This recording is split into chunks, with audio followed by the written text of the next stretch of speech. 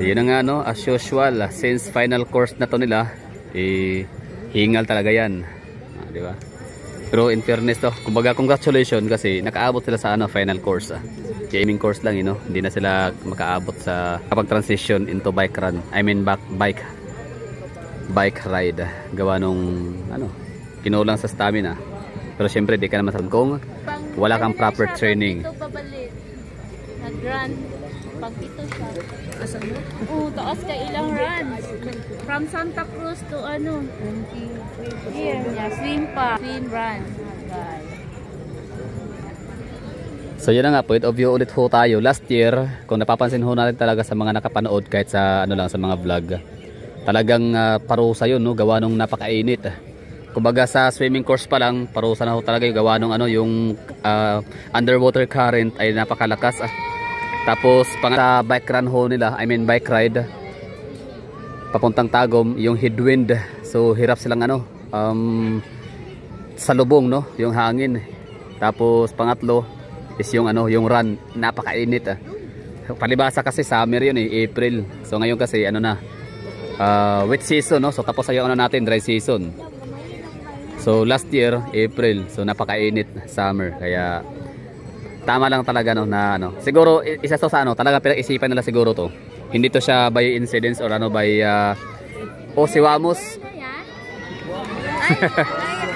Wamos. So yun na nga bali siya pinag-isipan hindi to siya by chance or nagkataon lang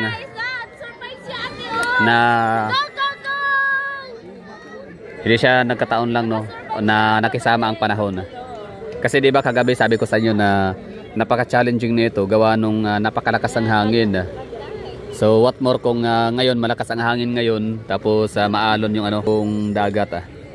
Kasi nga walang unlike doon kasi sa Ashuela Cove last year na merong nakaharang na isla ng Samal. So syempre yung hangin na malakas, so hindi siya makapag-cause ng waves, diba? Yun pala, traidor pala yung dagat, no? Hindi pala porkit siya, walang alon ay siya, walang current. So yun na nga, hindi nga siya maalon, napaka-smooth, naka-plane ng nung dagat nung sa may seaside sa Ashuela Cove last year. Pero yung yung underwater current napakalakas pala. Kaya nahihirapan sila. So yun, bali tatlo yung yung tatlo talaga yung napaka-crucial, challenging last year.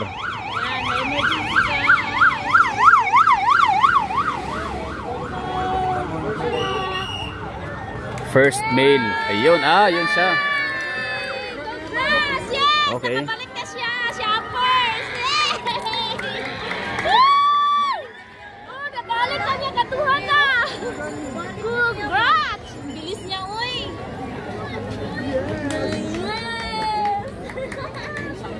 Grabe, as in, saya. Katuhan na siya balik, uy. Bilis niya. So yan ulitin ho natin. Last year talagang yung free course ho talaga nila ay parusa, crucial, very struggles and obstacles, no? Pabalik na siya. Pag-turn. Napakalakas na underwater current sa seaside ng Ashuela Cove. Tapos napaka headwind, no?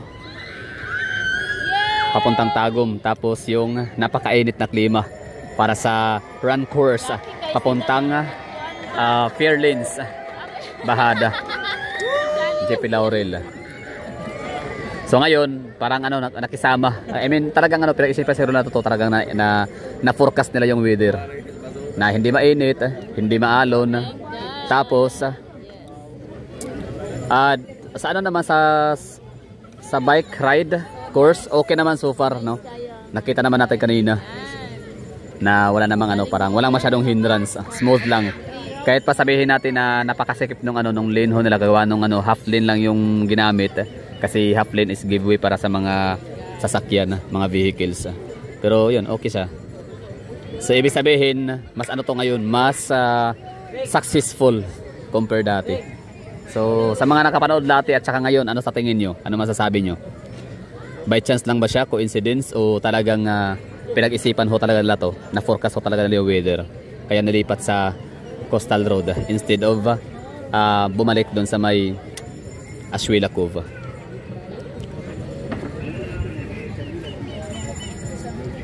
So yun know, naiintindihan na natin yung ano, yung 70.3 Ironman.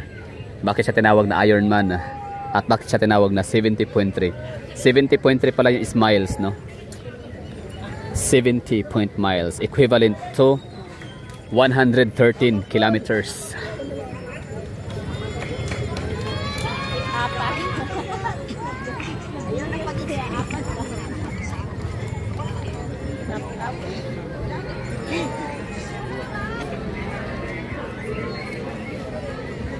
Ang galing. So sa mga hindi nakakaalam dyan, trivia ho tayo. It's their fourth time na pala sa Davao na mag-held ng event or mag-host sa Ironman. So ibig sabihin, last year is the third time, fourth time ngayon. So na-miss out natin yung first and second. Tapos sabi ng MC kanina ay pwede pa daw silang magkaroon ng fifth time. From Santa Cruz to Costa Rica. Sleep and run. Lagi, nakapagdali na kaya ay kaduha. Gani no? So kung napapansin ho natin, walang masyadong mga foreigners ngayon na parang matatawa nating elite gawa nung mga brown man. Mga brown man revivals. Dati kasi mga Caucasians ang mga naunguna. Ngayon mga Pinoy, mga Asians.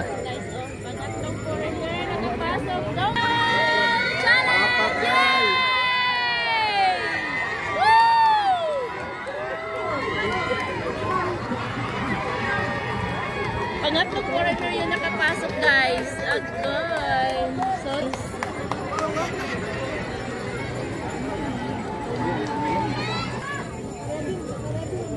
So kung nga pala sa mga nanonood dyan na hindi taga Davao City, Iloilo City, Cebu, Clark, Angeles, Baguio.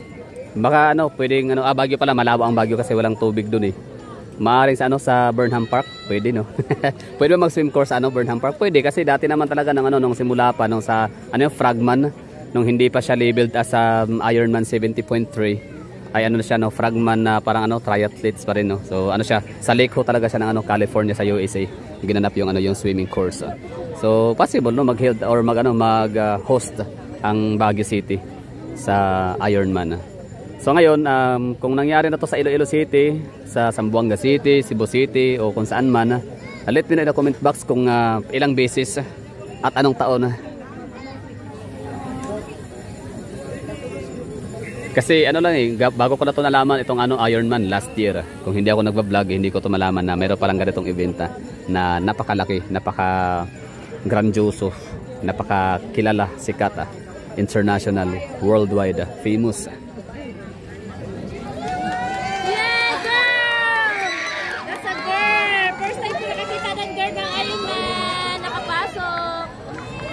First time ko nakakita ng Ironman. Nakapasok, guys.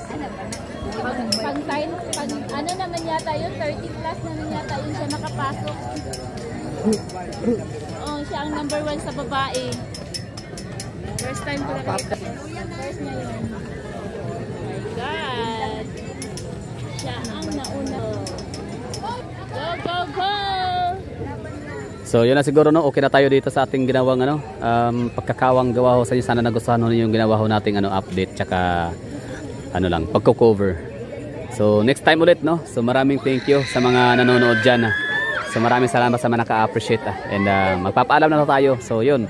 Sana successful no kasi hindi pa naman talaga tapos ang laban, hindi pa tapos yung event kasi meron pang iba siguro na hindi pa nakapag transition into bike. Run course.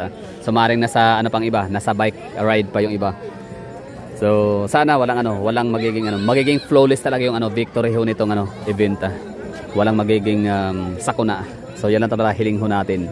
Kung sa mga triathletes, ang hiling ho nila talaga is kahit hindi mag-champion, okay lang basta finisher ho sila. So tayo naman mga taga rito, mga Davaoenos, so it's an honor ho sa atin na talagang ginanap sa Davao na super safe and very successful yung event.